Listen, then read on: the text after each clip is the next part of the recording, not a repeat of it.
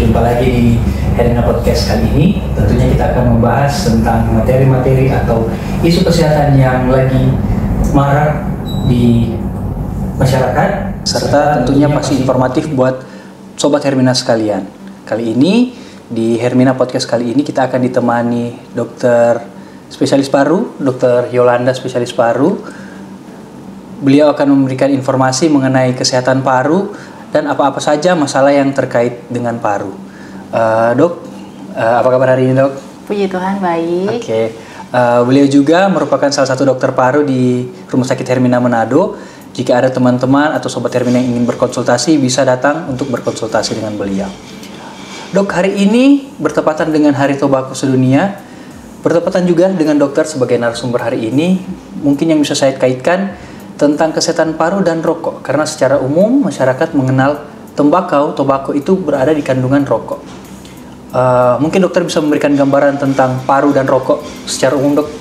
Oke, paru dan rokok sebenarnya lebih banyak dampak negatifnya ya daripada dampak positifnya. Rokok pun juga jenisnya ada banyak macamnya. Ada jenis rokok konvensional, ada juga yang sekarang rokok elektronik yang sudah sampai ke generasi kelima, atau kita sering sebutnya vape. Ada juga jenis tobacco yang heat not burn. Oke, jadi ada banyak sekali macam rokok. Terus para masyarakat kan sering bertanya, apakah mungkin jangan-jangan rokok yang elektrik ini bisa menjadi pengganti dari rokok konvensional? Tidak sama sekali, karena kandungannya semuanya sama-sama berbahaya. Mungkin ada beberapa rokok elektronik yang mengurangi tarnya, atau tarnya tidak ada sama sekali, tapi nikotin, zat adiktif itu ada. Kita tahu kan kalau nikotin itu berhubungan dengan masalah, dia bisa menyebabkan efek adiksi dan masalah di pembuluh darah. Jadi pembuluh darah bisa menyempit dan bisa menyebabkan penyakit sakit jantung. Oke, jadi walaupun tarnya tidak ada, apa sih itu tar? Tar itu tuh yang bisa menyebabkan kanker paru pada rokok. Ya, jadi tapi resiko untuk dari nikotin ini pun juga ada, tinggi untuk bisa menyebabkan sakit jantung. Jadi sebenarnya banyak penyakit sih yang bisa disebabkan oleh rokok selain di jantung, di paru, dan seluruh sistem seluruh sistem di tubuh kita juga banyak bisa di efek negatif yang bisa dapat diterima akibat dari rokok. Tapi karena ini kita ngomongin paru, jadi ya di paru apa aja? Oh, bisa menyebabkan penyakit paru obstruktif kronik. Jadi orangnya, pasien sering mengeluhkan setelah menghirup banyak rokok. Biasanya kita suka tanya, Pak, Bu, dalam satu hari berapa batang merokoknya? Nanti kita akan kalikan dalam tahun merokok. Nanti di situ ada, oh ini ringan, sedang, berat. Tapi ringan, sedang, berat bukan berarti gejalanya akan ringan, sedang, berat. Nah, jadi gejalanya itu sering gampang lelah, batuk-batuk, lalu ada yang bisa sampai batuk darah, terus ada yang sesak nafas, dan lain-lain, semua keluhan respirasi biasanya sering dikeluhkan oleh para penderita rokok. Definisi WHO itu rokok itu kalau mereka sudah merokok 100 batang dalam hidupnya, itu berarti perokok. Nah, terus pasien suka bilang, Dok, tapi saya sudah berhenti 1 tahun. Nah, ini nggak enaknya dari rokok, kalau udah stop kadang-kadang efeknya masih berlanjut. Nah, jadi sebaiknya tidak merokok. Tapi kalau sudah merokok, sebaiknya cepat berhenti. Cepat berhenti karena ya efek yang diakibatkan oleh rokok tadi. Lalu penyakitnya apa aja? Ada banyak. Bisa tadi yang sudah saya sebutkan, penyakit paru obstruktif kronik. Jadi gampang lelah, sesak. Jadi pasien suka mengeluhkan, Dok, saya kemarin 100 meter bisa, sekarang nggak bisa, sekarang harus 10 meter berjalan. Gampang sesak sampai nafas aja sepertinya susah sekali. Oke. Ada juga yang batuk-batuk tadi, biasanya batuk-batuk bisa, oh ya, orang yang merokok itu gampang sekali terkena penyakit TBC karena rokok itu mematikan silia, ada bulu-bulu di saluran pernapasan, dia matikan, otomatis saluran sistem pertahanan saluran nafas kita turun, akhirnya gampang terkena penyakit infeksi. Dan Indonesia kan udah tahu sendiri menempati urutan keberapa di dunia soal TBC. Jadi ya kanan kiri kita bisa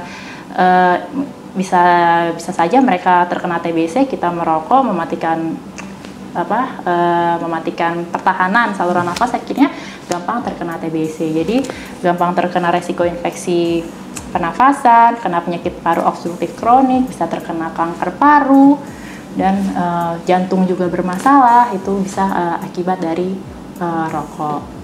Terus tapi ada yang bilang kan, dok saya merokok, orang tua saya merokok tapi meninggalnya happy-happy aja. Beneran meninggalnya happy? Pernah nggak diperiksa fungsi parunya? Jangan-jangan pas dilakukan spirometri, prediksi dia posisi dia, prediksi saluran nafasnya, misalnya fungsi parunya dia bisa mengeluarkan berapa liter, tapi pas perokok bisa turun. Ternyata prediksinya 50% di bawah orang normal. Bisa saja. Jadi sebenarnya harus dicek juga ya, jangan bilang gitu. Karena sebenarnya kalau kita lihat kualitasnya akan menurun pada pasien perokok itu, pasti ada kualitas menurun. Ya mungkin ada yang terkena kanker paru, tapi ada juga yang enggak. Ada juga yang sakit jantung, bahkan diabetes ya. Kan dia kan juga merusak pembuluh darah kan, diabetes itu kencing manis. Jadi ya sebenarnya banyak sih efek negatif dari rokok itu.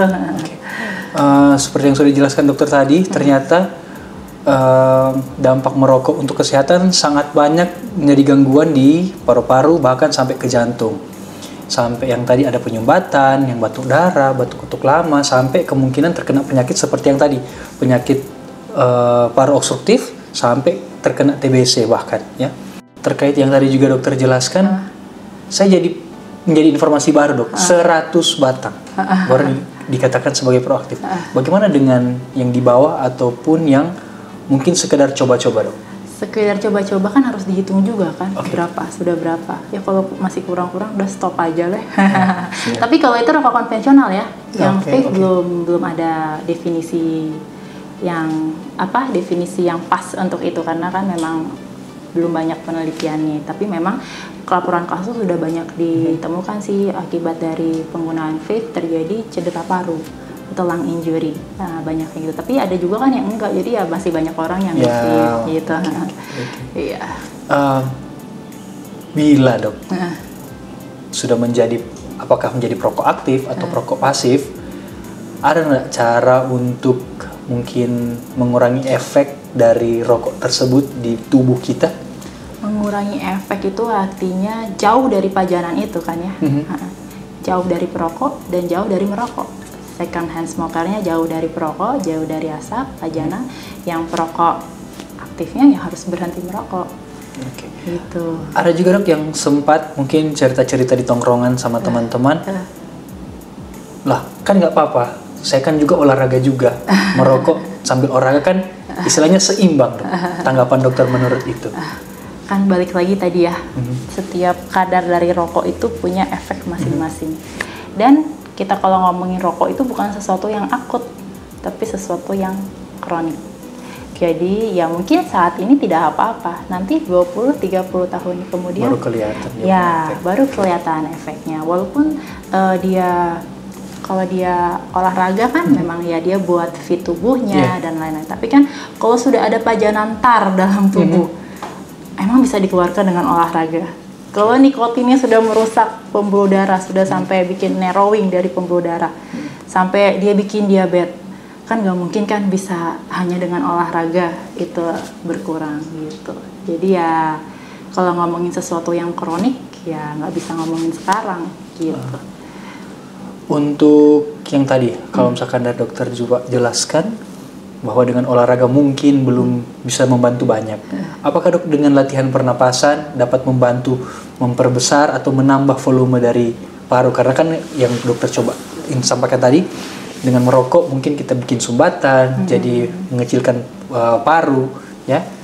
Apakah dengan contoh latihan pernapasan kita menguatkan juga otot paru, memperbesar volume paru juga dapat membantu dok? Iya, itu biasanya dilakukan oleh Departemen Rehab Medik ya. Untuk pasien-pasien PPOK biasanya mereka akan memberikan latihan itu. Tapi untuk kembali ke normal ya tidak bisa. Tapi ya yang jelas jangan sampai turun.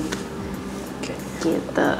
Untuk cara mengukur, kapasitas paru atau seberapa besar fungsi paru yang kita punya sekarang dok, Ada nggak dok? Ada dong, kita udah punya alat barunya lagi di Rumah Sakit Hermina Manado, namanya alatnya spirometri. Pemeriksaannya sederhana, cuman ikutin instruksi aja dari dokter. Nanti pasien menghembuskan dan menghirup napasnya lewat corong spirometri, dan pemeriksaan yang nggak lama nanti di situ bisa kelihatan volume parunya dan apakah ada masalah dari aliran udara seperti takutnya ada penyempitan di saluran nafas atau masalah pengembangan dari parunya. Nanti bisa terlihat di situ. Oke, berarti ini juga saya dapat informasi yang baru dengan menggunakan spirometri bahwa kita dapat menilai fungsi paru. Ya. Jadi buat teman-teman mungkin kerabat Hermina yang di rumah, jika ada keluarga atau kerabat sahabat yang ingin memeriksakan atau mengecek fungsi paru dari teman-teman, bisa konsultasi langsung dengan Dr. Yola, spesialis paru di Rumah Sakit Hermina Manado, dengan menggunakan alat spirometri untuk menilai fungsi paru sahabat-sahabat sekalian. Mungkin dok sekalian info jadwal prakteknya dokter di Hermina supaya bisa jadi informasi. Oke, saat ini sih masih di hari Kamis jam 2 siang sampai selesai, dan rencana mungkin akan menambah jam praktek lagi, nanti boleh tanya sama front office di depan. Oke.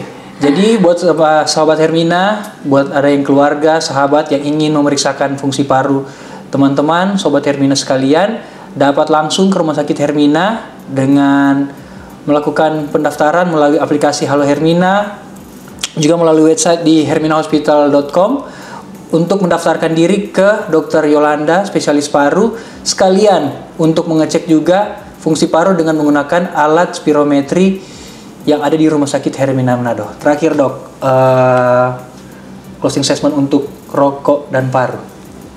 Closing statementnya, hindari, kalau sudah mencoba berhenti. Oke, hindari, kalau sudah coba berhenti, mungkin bisa menjadi pegangan buat teman-teman ke depan. Jangan coba-coba, karena seperti yang kita dengarkan tadi, banyak efek negatifnya. Oke, dokter, terima kasih dokter untuk waktunya. Terima kasih sudah meluangkan waktu untuk Hermina Podcast hari ini. Semoga kita masih akan ketemu lagi di Hermina Podcast berikutnya bersama Dr. Yolanda, spesialis paru. Terima kasih dokter. Banyak. Ya.